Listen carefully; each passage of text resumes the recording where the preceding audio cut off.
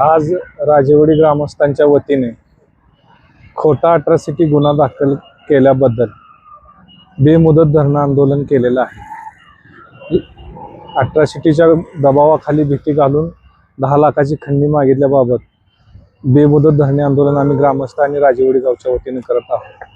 काल जो प्रकार झाला इरिगेशन जमिनीच्या अतिक्रमणासंदर्भात, तो प्रकार पूर्णपणे खोटा असून त्यांनी त्याची सखोल चौकशी करावी आणि जातीवाचक शिवीगाळ केली अट्रॉसिटी असा माझा आणि माझ्या मुलावर गुन्हा जो दाखल केला तोही खोटा आहे। त्याची चौकशी निपक्षपणे DYSP साहेब, आपल्या आटपाडी पोलीस स्टेशनचे PI साहेब यांनी सखोल चौकशी करावी। जर मी त्यात दोषी असेल तर माझ्यावर गुन्हा सिद्ध करावा। माझी कुठलीही अडचण नाही, अजिबात अडचण येणार नाही कुठलीही। मी सर्व तपासणीला सहकार्य करत राहीन डिपार्टमेंटला। आणि हा कालचा जो प्रकार झाला हा खूप निंदनीय आहे। असा जर प्रकार गोरगरीब लोकांवर झाला आणि अट्रॉसिटीचा जर वापर चुकीचा व्हायला लागला तर खूप गरीब लोकांना त्रास होईल। ह्या कायद्याचा चुकीचा वापर होईल। पुढाऱ्यांनी ह्या कायद्याचा वापर असा केलाय की त्यांच्या इन्कमसाठी गोरगरीब लोकांना पिळायचं चालू केलेलं आहे। जर समजा इरिगेशनच्या अतिक्रमणाची तक्रार आहे, जर समजा इरिगेशनचं अतिक्रमण बरं आज 3 पिढ्या इरिगेशनच्या जमिनीत लोक कसतात, सगळी शेतकरी जमीन म्हणजे जमीन सगळ्यांची चालू आहे, सगळं आहे। हा ब्लॅकमेलिंगचा प्रकार पूर्णपणे असून हा खोटा आहे। माझं एकच म्हणणं आहे, सर्व डिपार्टमेंटला याची चौकशी करावी। कलेक्टर साहेबांनी चौकशी करावी, प्रांत साहेबांनी चौकशी करावी, इरिगेशन डिपार्टमेंटनेही चौकशी करावी। आमची कुठलीही त्यात चूक राहणार नाही। आम्ही त्या सर्व गोष्टी सहकार्य करू। आणि अट्रॉसिटी घालणे, ब्लॅकमेलिंग करणे, दमदाटी करणे ह्याही प्रकरणाची सखोल चौकशी व्हावी। विनाकारण कुणालाही त्यात बदनाम करणे, अडकवणे, अट्रॉसिटी घालतो पैसे दे, खंडणी मागणे हा प्रकार बरोबर नाही। ह्याच्यासाठी चौकशी करावी आणि त्यासाठी शासनाने ह्याच्यावर कडक धोरण अवलंबावं। आणि ज्यावेळी हा गुन्हा तुम्ही सिद्ध करता, आंदोलनाला बसता, ज्या तो महावीर चव्हाण आंदोलक होता त्या महावीर चव्हाणनं स्वतः 2.5 एकर जमीन इरिगेशनच्या अतिक्रमित काढलेली आहे। तोही ब्लॅकमेलिंग करतोय, तो स्वतः चोर आहे। माझी DYSP आणि SP साहेबांना विनंती राहील की बाबा त्याही प्रकरणाची त्यांनी चौकशी करावी। राजेवाडी चोऱ्या होतात, चोऱ्या माऱ्या करतो, ब्लॅकमेलिंग करतो, कुठल्याही पुढाऱ्याकडे जायचं मी तुमचा आहे, मी असा आहे तसा आहे। माझ्या आटपाडी तालुक्यातल्या सर्व पार्टीच्या पुढाऱ्यांना विनंती राहावी की बाबा ह्यातून तुम्ही सखोल चौकशी करा। खरंच आम्ही दोषी असेल, आमच्यावर कायदेशीर काय कारवाई तर कराच तुम्ही, करण्याबद्दल आमचं काही मत नाही। पण चुकीच्या घटना आणि चुकीचे स्टेटमेंट आणि चुकीचं ही जर होत असेल तर कायद्याला वेगळं वळण लागलं जाईल, हीच माझी विनंती राहील। आणि राजेवाडीच्या जमिनी आज नाहीत, ह्या जमिनी 3 पिढ्या आहेत, 3 पिढ्या। आणि जे अतिक्रमित बोलतात, जे तानाजी पवार म्हणून काल माजी सैनिक इथं त्यांनी जे स्टेटमेंट केलं, त्या तानाजी पवारांची चौकशी व्हावी। ते सातारा जिल्ह्यात सातारा गावचे रहिवासी आहेत, देवापूर गावचे रहिवासी। सातारला त्यांच्या 2 संस्था आहेत मोठ्या, त्यांना गोरगरिबांची जमीन कशाला पाहिजे? अतिक्रमित जमीन गरीब कसून खातात ना। तुमच्या एवढा इन्कम आहे, तुम्ही गरीब नाही, तुमची मुलं सर्व्हिसला आहेत, सगळं तुमचं सर्व्हिसला आहे, मग तुम्ही गोरगरीब लोकांना धमकी का देता? बरं त्याची चौकशी करायची तर तुम्ही इरिगेशन ऑफिसला जाऊन चौकशी करा, त्याची सखोल चौकशी लावा। इरिगेशन ऑफिसला विचारा की बाबा ह्या शेतकऱ्यांना जमिनी का दिलेत।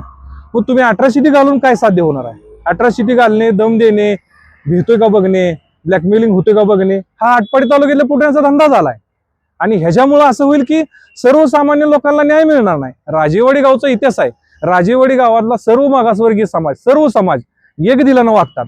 ह्या सर्व गोष्टीमुळं ह्या गोष्टीला अंतर पडत जाईल, लोकांचं प्रेम बिघडत जाईल। आमचं एकच म्हणणं आहे, DYSP साहेब असतील, SP साहेब असतील, तहसीलदार साहेब असतील, कलेक्टर साहेब असतील, यांना एकच आमची विनंती आहे की बाबा ह्याचा सखोल चौकशी करा। आणि ह्याची सखोल चौकशीतनं काही निष्पन्न आणि खरंच जर आम्ही त्यांना शिवीगाळ केली असेल किंवा मी माझ्या मुलांना धमकी दिली असेल तर गुन्हा सिद्ध होईल ना। पण तुम्ही खोट्या चौकशा करणे, ब्लॅकमेल करणे, निरोप पाठवणे हा प्रकार बंद करा, हा प्रकार चुकीचा आहे। आटपाडी तालुक्यामध्ये राजेवाडीची एक वेगळी ओळख आहे की गुन्ह्या गोविंदानं सर्वधर्मीय राहणारं एक गाव, ही जी ओळख आहे ही यामुळे कुठेतरी पुसली जाईल असं वाटतं। आमच्या गावाचा इतिहास आहे राजेवाडी। राजेवाडी गाव हा 12 बलुतेदारांचं गाव आहे, सर्व समाज संपन्न गाव आहे आणि सर्व समाज आमचे एकत्र राहतात।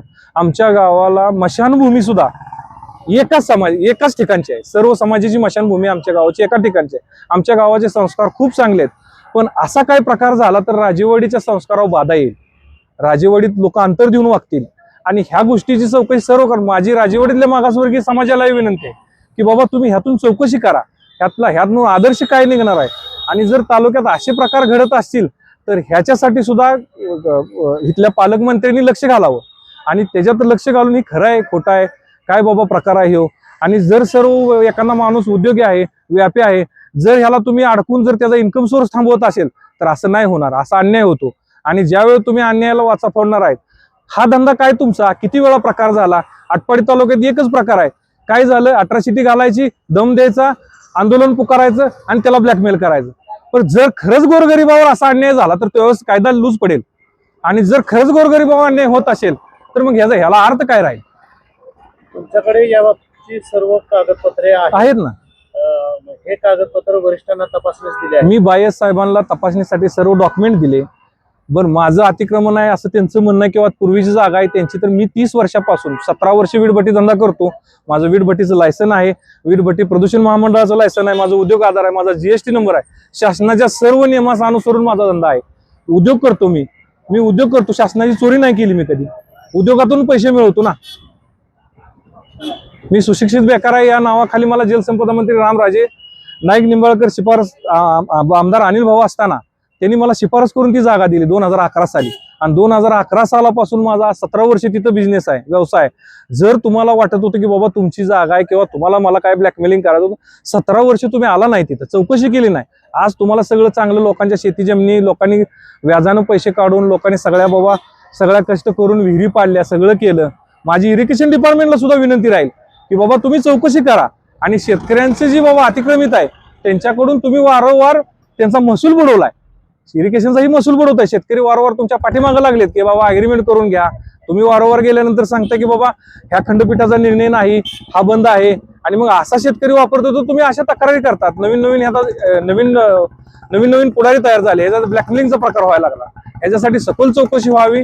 DYSP साहेबाला विनंती राहील, आटपाडीच्या PI साहेबांना विनंती राहील. आणि याची अट्रॉसिटी खरंच आहे खोटे आहे, जर खरं असेल तर खरं गुन्हा दाखल व्हावा. आमची काही अडचण राहणार नाही. आम्ही सर्व चौकशीला सखोल सामोरं जायला तयार आहे साहेब.